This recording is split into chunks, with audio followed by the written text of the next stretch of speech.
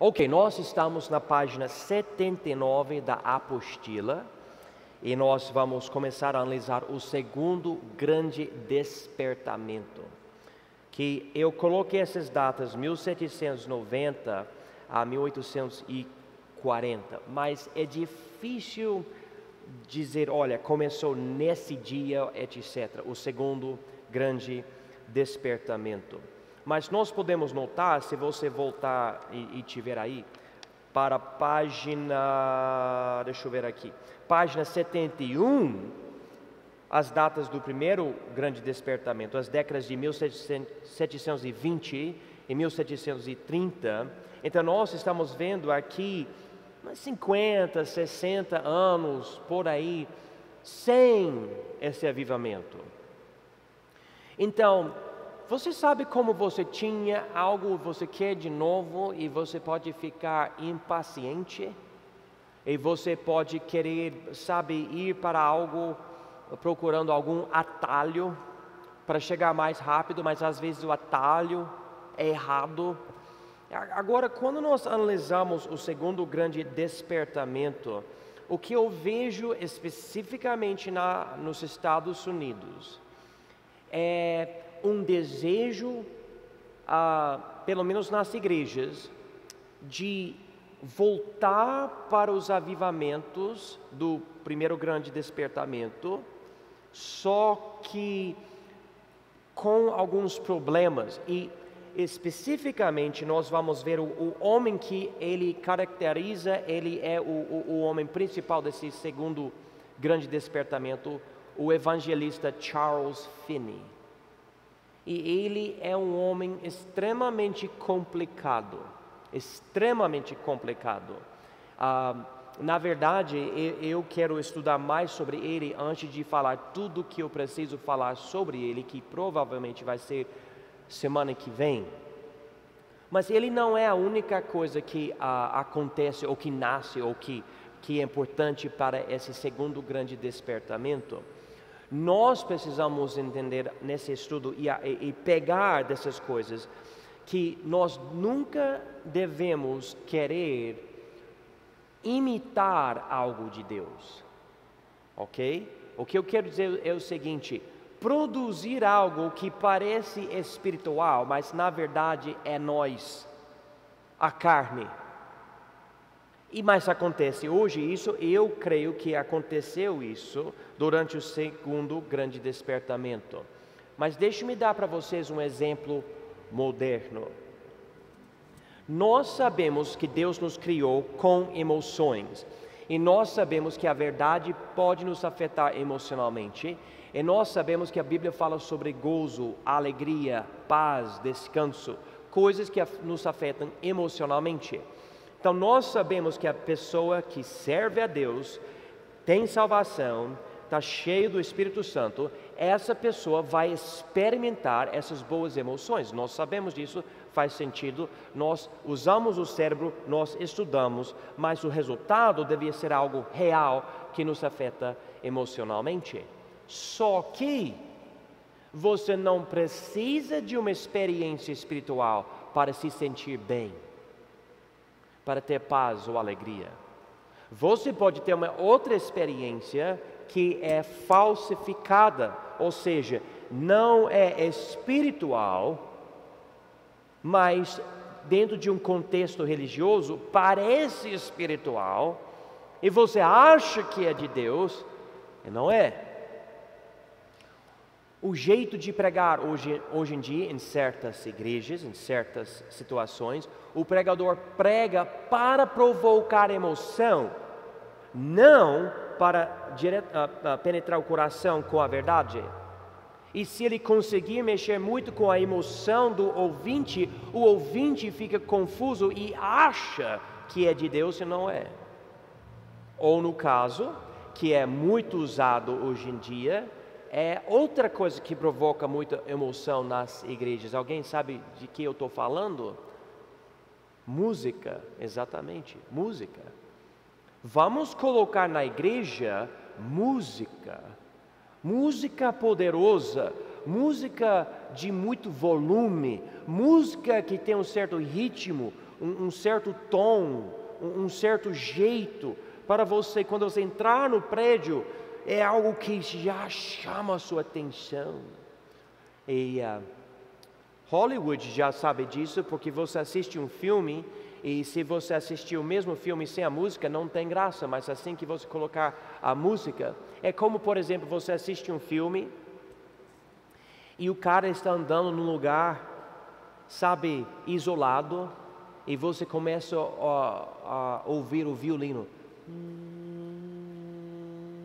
E você fica, algo vai acontecer, vai acontecer. E daí o monstro, ou o ladrão, ou sei lá, aparece do nada por trás de uma árvore. Pum! E você pula do sofá, você bate a cabeça no forro. Porque a música criou em você aquilo. E você já sabia, algo vai acontecer por causa da música. O meu filho Gabriel, ele é o rei de pular do sofá. A gente está assistindo algo e algo acontece e ele pula mesmo, toda a força dele. Eu acho engraçado, mas eu digo isso para dizer, isso é espiritual? Isso é o Espírito Santo de Deus? Não.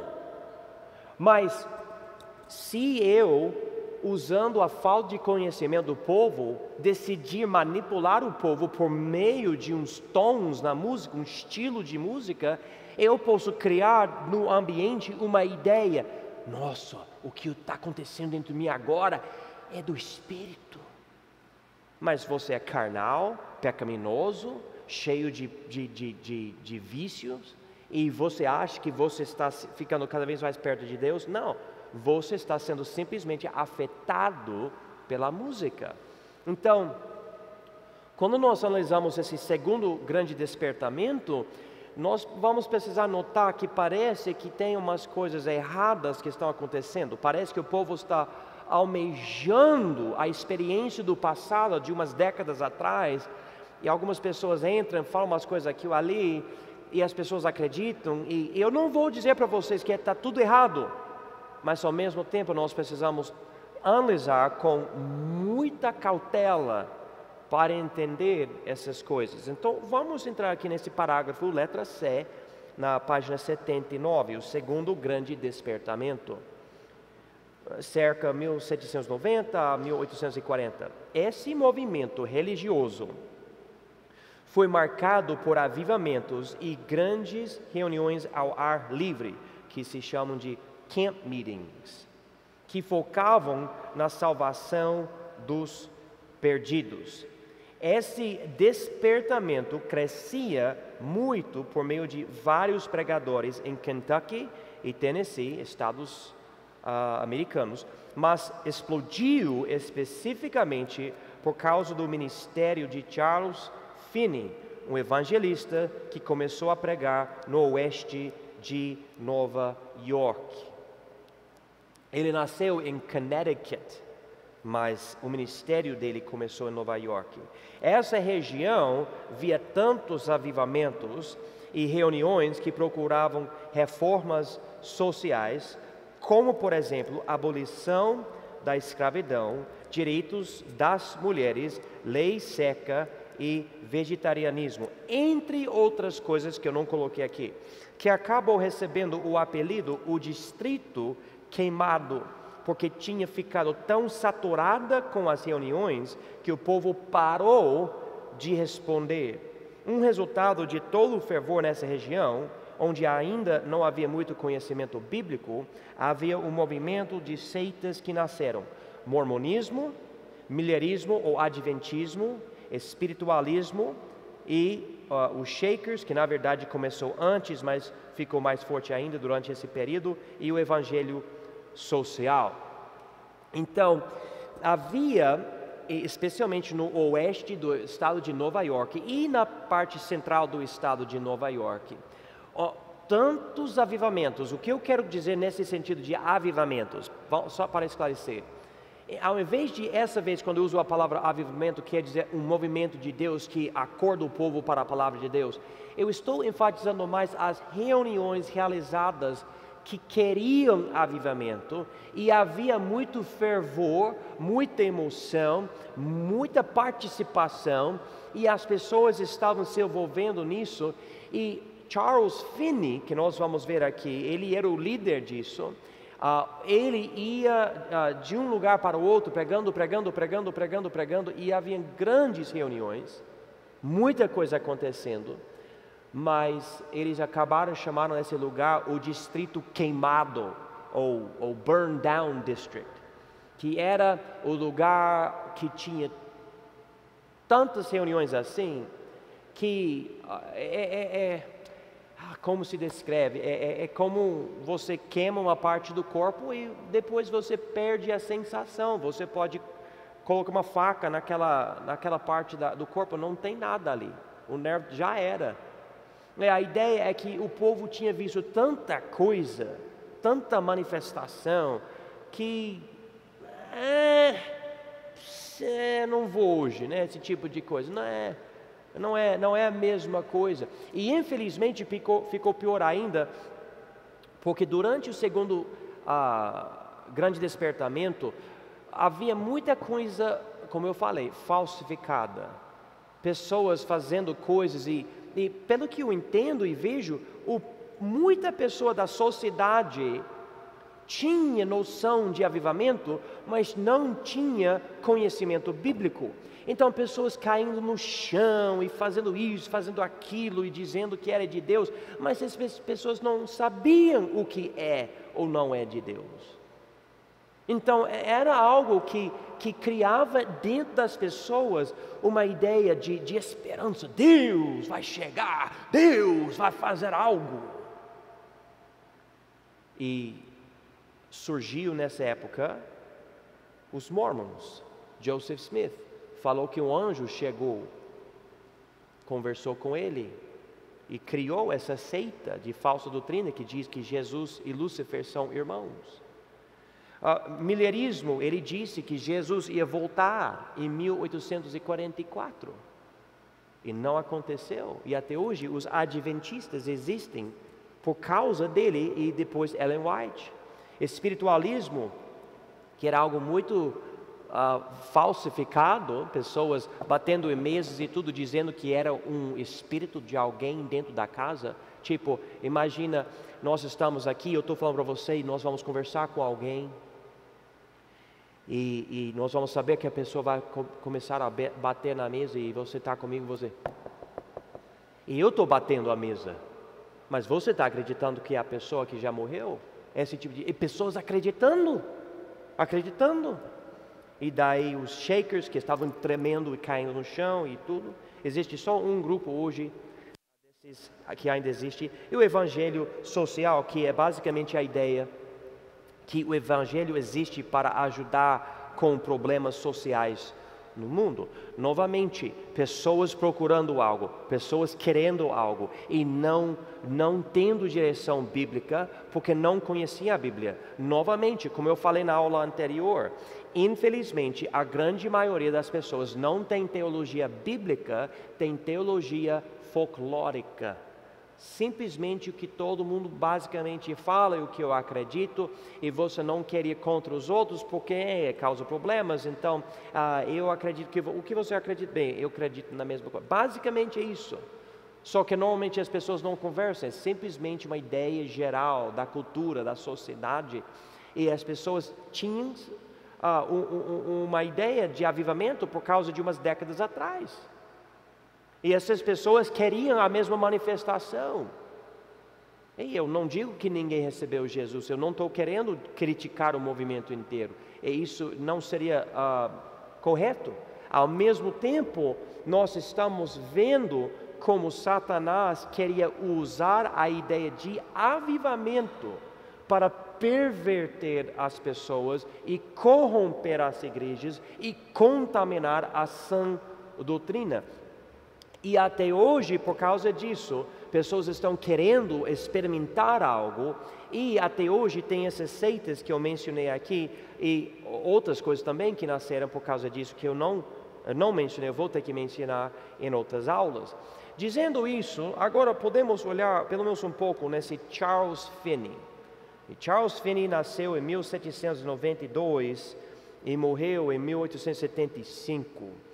Charles Finney, como eu falei, ele é um cara complicado, muito complicado, porque a influência dele e levando as pessoas a pensar em Deus e pedir a misericórdia de Deus, caindo no chão, querendo se acertar com Deus e realmente fazer o certo, era incrível.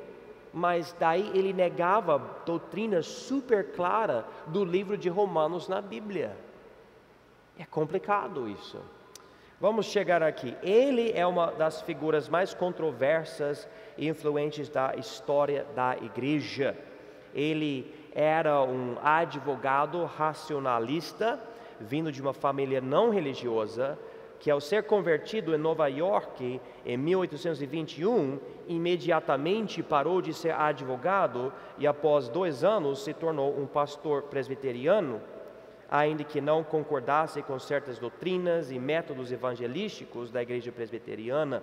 E esse, pelo que eu entendi, ele não tinha uma base bíblica para fazer nada, mas ele estava, não sei se estava no escritório, mas ele tinha cliente como advogado, algo assim, mas ele foi para o mato, ele falou, vou ficar até Deus me salvar ou me converter ou algo assim. Ele falou que lá algo aconteceu, Deus apareceu para ele de uma forma, sei lá, ele falou que era como eletricidade no corpo dele. Ele falou que é como se o amor líquido de Deus estava, sei lá, é o que ele falou. Daí, ele voltou, tinha cliente, ele falou, não, eu não vou atender você, eu vou fazer a obra de Deus, eu vou ser um pregador.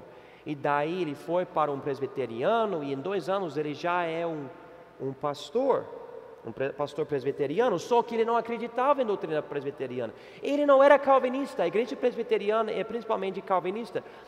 A doutrina dele é longe do calvinismo,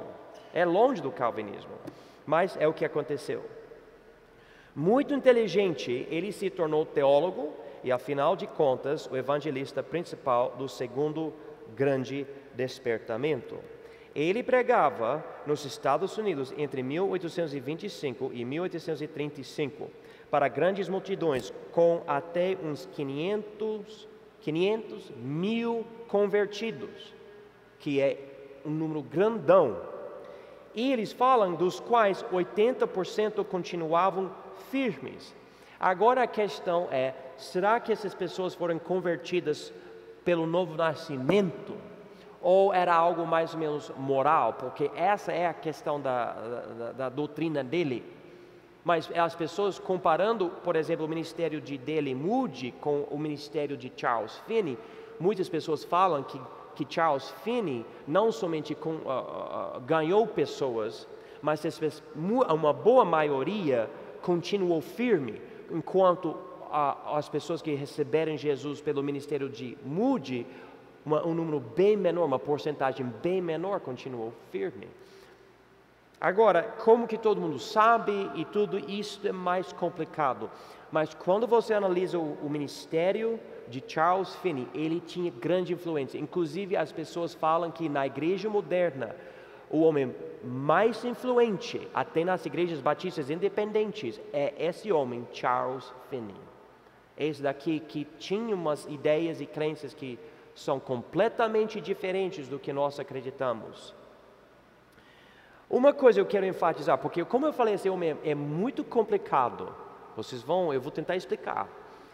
Ele só tinha, vamos dizer, esse poder, pelas histórias que eu li, de pregar como evangelista para essas multidões, enquanto um certo outro pastor, muito quieto, orava. Olha aqui, Daniel Nash, um homem que anteriormente era pastor, ia primeiro para orar por dias e até meses pela região aonde Finney ia, em preparação para as reuniões de Finney. Quando esse homem faleceu, o ministério de evangelista de Finney terminou. Pelo que eu li, esse Daniel Nash, ele falou, onde você vai? Eu vou para tal cidade.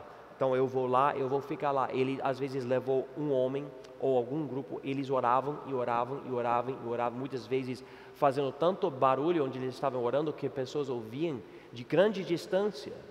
Quem está orando? Eu me lembro de uma mulher, ela falou para Charles Finney, há uma pessoa que está com problema, ele falou para a mulher, ele falou, não, ele está bem, ele está orando.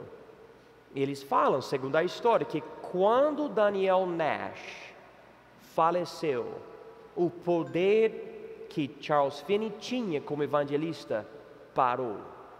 Ou seja, a influência era diretamente pela oração. Se isso é verdade, eu já li tudo isso, não é algo só, é uma história bem conhecida. Eu me pergunto, o que é que Deus estava fazendo e permitindo com Charles Finney e tudo? E eu sei que Deus pode usar qualquer um. Eu sei que o anticristo pode pregar o evangelho e alguém pode ser salvo. Eu sei, é verdade. Isso pode acontecer. O evangelho tem poder sem o pregador. O pregador não é quem dá poder para o evangelho. Mas é isso que aconteceu com Charles Finney. Através de um amigo, Finney se tornou o segundo presidente da faculdade Oberlin, no estado americano de Ohio. Finney, ainda que fosse presbiteriano, rejeitou o calvinismo e dizia que o homem tem livre-arbítrio, pode receber ou rejeitar Cristo, e que o avivamento não é milagroso, mas sim o resultado dos esforços corretos do povo de Deus. Ok, agora se vocês quiserem marcar que o avivamento não é milagroso, ele fala exatamente isso, não é milagroso. Ele fala, e nós vamos ver isso, se não hoje, na próxima aula, ele falava que nós não precisamos esperar avivamento. Vocês estão me ouvindo? Esse homem que influenciou tanto o evangelicalismo no mundo, até hoje, inclusive aqui no Brasil, e fortemente, ele disse, nós simplesmente precisamos usar os meios certos e avivamento vai vir. É o que falou. Nós oramos por avivamento, nós queremos que Deus faça algo. Ele falou, não, fazemos isso e aquilo. E várias coisas que ele enfatizava, nós fazemos nas nossas igrejas, inclusive batistas independentes. E nós vamos ter que analisar essas coisas. Além disso, Finney pregava pós-milenarismo e perfeição cristã, a possibilidade de ser santificado do pecado original ainda nessa vida. E aqui há uma confusão, porque a perfeição cristã, eu não acredito nessa doutrina, mas é a ideia de basicamente eliminar o pecado original. Você pode ficar tão santo nessa vida, antes de morrer, que você não peca mais. Só que, pelo que eu li, ele basicamente não acreditava no pecado original. E o que você faz é sua decisão hoje. E na verdade, pelo que eu entendi dele, como eu falei, eu vou estudar mais sobre ele, que ele é tão complicado. A lógica dele, as crenças dele, vieram mais do tempo dele que ele passava com a lei como advogado, do que com a Bíblia como teólogo. Ele escrevia teologia, as pessoas chamam ele de um teólogo, mas é interessante ver os argumentos dele. Por exemplo, comparando o que ele falava em vários lugares com Romanos 3, 4 e 5, é como se ele nunca tivesse lido o livro de Romanos. Mas eles falam que esse homem ganhou até 500 mil pessoas para Cristo. Quanto ao avivamento, Finney discordava da ideia de esperar por Deus sobrenaturalmente trazer avivamento. Ele ensinava que Deus já deu os meios para buscar um avivamento e que o povo de Deus precisava agir. E eu vou parar aqui, eu quero ler as novas medidas dele para avivamento, etc. Mas eu vou deixar para a semana que vem para nós podermos analisar melhor essas coisas.